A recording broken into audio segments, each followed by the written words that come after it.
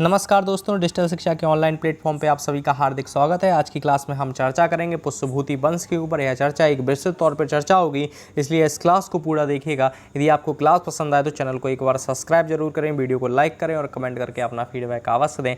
आइए चर्चा करते हैं हम पुष्पभूति वंश के ऊपर। सबसे पहले आपसे क्वेश्चन यही पूछा जाता है कि बताइए कि भैया कि जो पुष्पभूति वंश था इसकी स्थापना किसने की। आप बताएंगे भैया कि जो पुष्पभूति वंश थे इसकी स्थापना स्वयं पुष्पभूति के द्वारा ही करी गई। कहते हैं पुष्पभूति ने पुष्पभूति वंश की स्थापना की। किसने? कहते हैं पुष्पभूति ने। ठीक है, लेकिन हमें पढ़ना कहाँ से है? हमें पढ़ना प्रभाकर वर्धन से है, क्योंकि यह जो वंश है स्वतंत्र रूप से प्रभाकर वर्धन से ही चालू होता है। यहाँ से अगला क्वेश्चन ये पूछा जाता है कि बताइए पुष्पभूति वंश को स्वतंत्र कराने वाला राजा कौन था या शासक कौन था। आप बताएंगे भैया कि प्रभाकर वर्धन, यानी कि प्रभाकर वर्धन पुष्पभूति वंश की स्वतंत्रता का जन्मदाता कहा जाता है। याद रखिएगा, प्रभाकर वर्धन को पुष्पभूति वंश की स्वतंत्रता का जन्मदाता कहा जाता है। यह वही राजा है, कहते हैं जो पुष्पभूति वंश था। प्रथम शक्तिशाली शासक कौन था? प्रभाकर वर्धन था। यह प्रथम प्रभावशाली शासक था। यह वह शासक था जिसने पुष्पभूति वंश को स्वतंत्र करवाया था। याद रखिएगा, जब इसने स्वतंत्र करवाया तो इसने कुछ उपाधियां धारण की। जो उपाधियां थी परमभट्ट कारक की।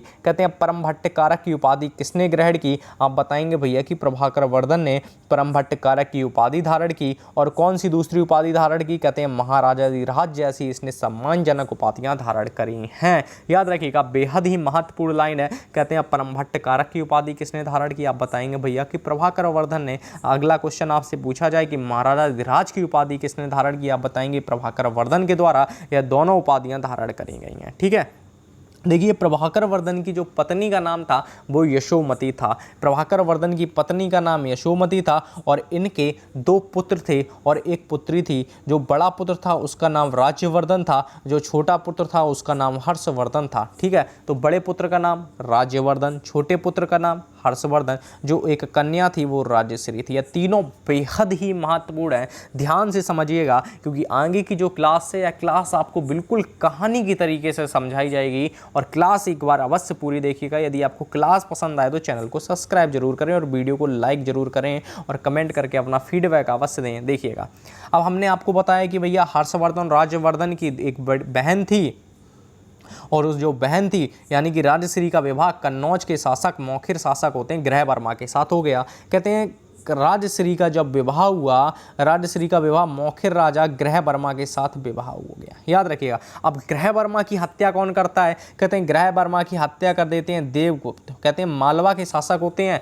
देवगुप्त, अपने मित्र शशांक के साथ मिलकर ग्रह वर्मा की हत्या कर देते हैं। और यह जो राजश्री होती है इनको बना लेते हैं बंदी। याद रखिएगा, और कन्नौज पे कर लेते हैं ये अधिकार कर लेते हैं देवगुप्त। ठीक है, अब देखिए, अब देवगुप्त यह खबर पहुंचती है थानेश्वर। याद रखिएगा, यह वह थानेश्वर है जो पुष्पभूति वंश की राजधानी है। अभी थानेश्वर, यदि आपसे क्वेश्चन पूछा जाए कि थानेश्वर कहाँ की राजधानी, आप बताएंगे पुष्पभूति वंश की राजधानी है। ठीक है, तो पुष्पभूति वंश की राजधानी, शुरुआती राजधानी या प्रारंभिक राजधानी क्या थी? आप बताएंगे थानेश्वर थी।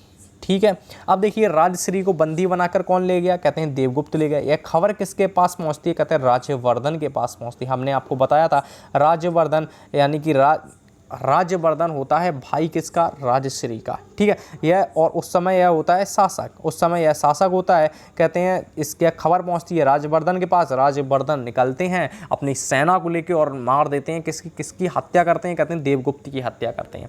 देवगुप्त की हत्या तो हो जाती है, परंतु देवगुप्त का जो मित्र था शशांक, यह वही शशांक है जिसने बोधि वृक्ष को कटवाया। याद रखिएगा, यदि आपसे क्वेश्चन पूछा जाए कि शशांक यानी कि बोधि वृक्ष को कटवाने वाला राजा कौन? कहते हैं शशांक होता है। और यह जो शासक होता है यह बंगाल का शासक होता है। किसका? कहते हैं बंगाल का शासक होता है शशांक। याद रखिएगा, इस शशांक ने किसकी हत्या की? राज्यवर्धन की हत्या कर दी थी। ठीक है, याद रखिएगा।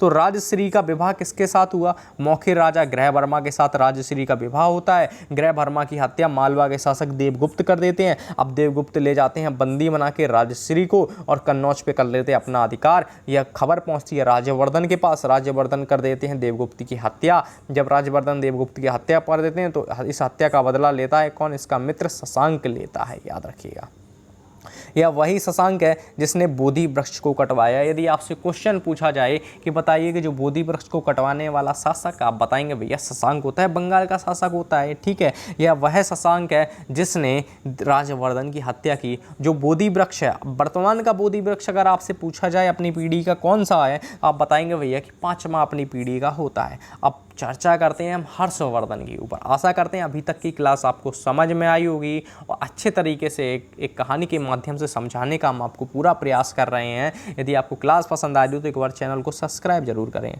कहते हैं हर्षवर्धन, कहते हैं जब हर्षवर्धन का जन्म कहाँ हुआ, आप बताएंगे थानेश्वर में हुआ। जाहिर सी बात है कि पुष्यभूति वंश की राजधानी ही थानेश्वर थी, प्रारंभिक राजधानी, तो हर्षवर्धन का जन्म थानेश्वर में होना अवश्य सी बात है। कहते हैं राजवर्धन की जब मृत्यु हुई 606 ईस्वी में, जब राजवर्धन की मृत्यु हुई 606 ईस्वी में, उस समय हर्षवर्धन की आयु क्या थी, आप बताएंगे उस समय हर्षवर्धन की आयु 16 वर्ष थी।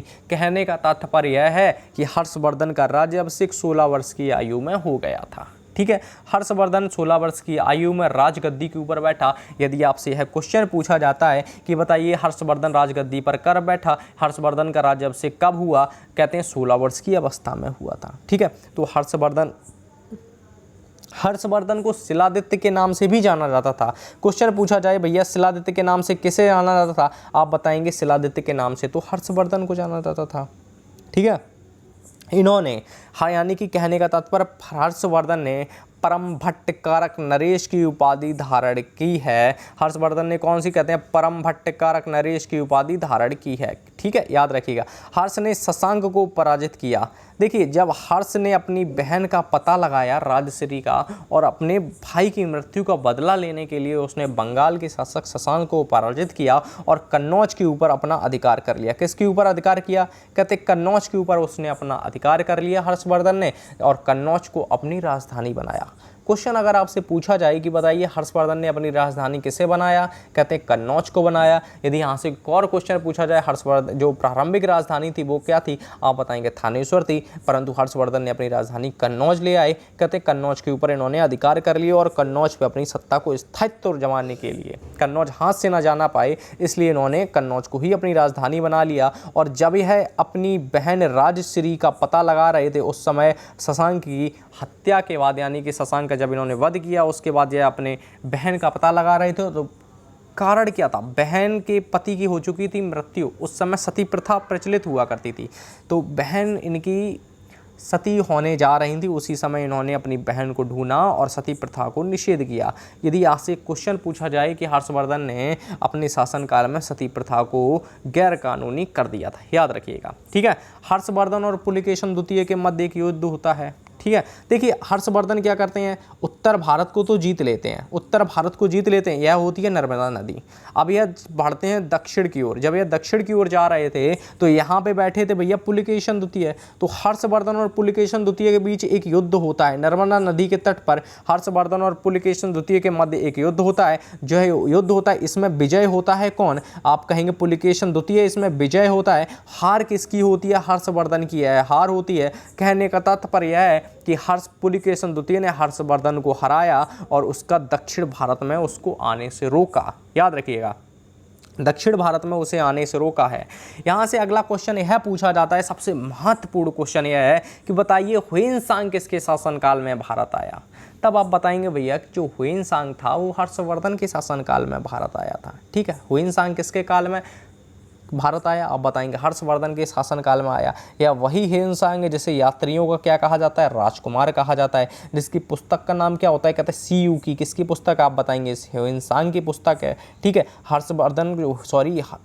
जो ह्वेनसांग है इसे यात्रियों को राजकुमार कहते हैं। ह्वेनसांग की पुस्तक सीयू की है और हर्षवर्धन के शासनकाल में यह भारत आता है। ठीक है, याद रखिएगा, बेहद ही महत्वपूर्ण बात है।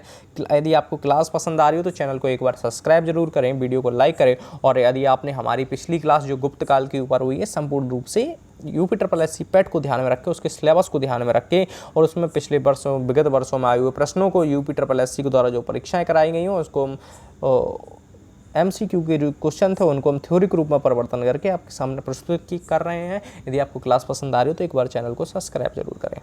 ठीक है, आइए, हर्ष ने 641 में ईस्वी में अपने दूत चीन भेजे और 643 और 645 में दो चीन से उसके दरबार में आए भी थे। हर्ष ने कश्मीर का जो शासक हुआ करता था, यह क्वेश्चन आपसे पूछा जाता है, बताइए कि हर्षवर्धन ने कहाँ के शासक से बुद्ध के दांत के अवशेष प्राप्त किए हैं। आप बताएंगे कश्मीर के शासक थे, उसने बलपूर्वक कश्मीर के शासक से बलपूर्वक बुद्ध के दांत के अवशेष प्राप्त किए हैं। यह वही हर्षवर्धन है जो इसके पूर्वज भगवान शिव के और भगवान सूर्य के उपासक थे, परंतु इसने बाद में आगे आकर बौद्ध धर्म को ग्रहण किया। क्वेश्चन यह पूछा जाता है कि बताइए हर्ष ने किसके प्रभाव में आकर बौद्ध धर्म को ग्रहण किया। आप बताएंगे भैया कि हर्ष ने ह्वेनसांग के प्रभाव में आकर, किसके प्रभाव में आकर, कहते हैं ह्वेनसांग के प्रभाव में आकर बौद्ध धर्म को ग्रहण किया। और याद रखिएगा जितने भी विदेशी होंगे वो सर्व बौद्ध धर्म की महायान शाखा के अंतर्गत आएंगे। कहते हैं महायान शाखा के इसने अपनाया था बौद्ध धर्म की। विदेशों में प्रचार किसने किया? बौद्ध धर्म की महायान शाखा ने विदेशों में प्रचार किया।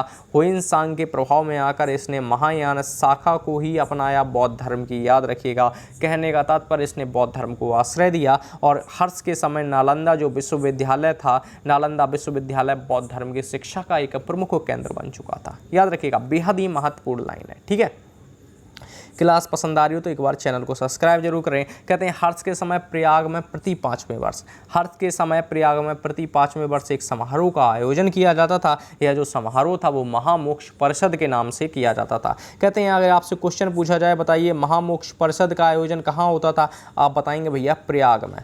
कहाँ होता था महामोक्ष परिषद का आयोजन? तो प्रयाग में होता था। कितने वर्ष होता था? कौन कहते हैं 5वें वर्ष हुआ करता था। कौन से वर्ष? 5वें वर्ष हुआ करता था। ह्वेनसांग इसमें शामिल हुआ। कौन से समारोह में? कहते हैं 6वां समारोह हुआ जब महामोक्ष परिषद का, तो इसमें ह्वेनसांग स्वयं शामिल होता है। याद रखिएगा, क्वेश्चन अगर पूछा जाए कि महामोक्ष परिषद, कहते हैं प्रयाग में हुआ, इसलिए हमने आपको ये लिया है क्योंकि एक लाइन एक बार पूछी गई कि महामोक्ष परिषद का आयोजन किया जाता था। आप बताएंगे प्रयाग में। किस शासक ने करवाया? तो आप बताएंगे हर्षवर्धन के द्वारा। ह्वेनसांग कब शामिल हुआ? आप बताएंगे 6वें वर्ष शामिल हुआ। ठीक है, हर्षवर्धन के दरबारी कवियों के विषय में पढ़ते हैं। कहते हैं हर्षवर्ष के दरबारी कवि बाणभट्ट हुआ करते थे। बाणभट्ट किसके दरबारी कवि थे? आप बताएंगे हर्षवर्धन के दरबारी कवि थे। कहते हैं बाणभट्ट ने हर्षचरित और कादंबरी जैसे रचनाएं की हैं जो काफ़ी फेमस हैं। ठीक है, तो बाणभट्ट ने हर्षचरित और कादंबरी रचना की है। क्वेश्चन पूछा जाए कादंबरी किसकी, आप बताएंगे बाणभट्ट की रचना होती है। आपसे पूछा हर्षचरित किसकी है, आप बताएंगे बाणभट्ट की होती है। यानी कि बाणभट्ट ने जो हर्ष के दरबार में रहते थे उन्होंने हर्षचरित और कादंबरी जैसी रचनाएं करी हैं। कहते हैं प्रियदर्श का, रत्नावली और नागानंद, कौन कौन सी? प्रियदर्श का, रत्नावली और नागानंद जैसे 3 संस्कृत जो नाटक हैं इनकी रचना हर्ष ने की है। कहते हैं प्रियदर्श का, रत्नावली और नागानंद, इनकी रचना हर्ष ने की है। लेकिन अनुश्रुति यह है, कहते हैं जो कहानियां हैं यह बताती हैं कि जो धावक नाम का एक कवि हुआ करता था, इसने हर्षवर्धन से पुरस्कार प्राप्त करके हर्ष के नाम से यह तीनों रचनाएं लिखी हैं। याद रखिएगा, लेकिन आपको पेपर में पूछा जाए कि प्रियदर्शिका के लेखक कौन है, आप बताएंगे भैया हर्षवर्धन है। रत्नावली के लेखक कौन है? हर्षवर्धन है। और नागानंद के लेखक कौन है? हर्षवर्धन। जब तक कि आपसे ना पूछा जाए कि वह कौन सा कवि था जिसने हर्षवर्धन से पुरस्कार प्राप्त करके यह तीनों रचनाएं लिखी हैं, अगर आपसे यह क्वेश्चन पूछा गया तब आप बताएंगे धावक नामक कवि था। ठीक है, तो बाणभट्ट किसके दरबार में रहा करते थे? आप बताएंगे जो बाणभट्ट हुआ करते थे वो हर्षवर्धन के दरबार में रहा करते थे। ठीक है, देखिए आगे हर्षवर्धन ने कुंभ मेले का आयोजन करवाया। कहते हैं यदि आपसे क्वेश्चन पूछा जाए कि वह कौन सा शासक है जिसने पहली बार कुंभ मेले का आयोजन करवाया, आप बताएंगे हर्षवर्धन ही वह शासक है जिसने प्रयाग में कुंभ मेले का आयोजन करवाया।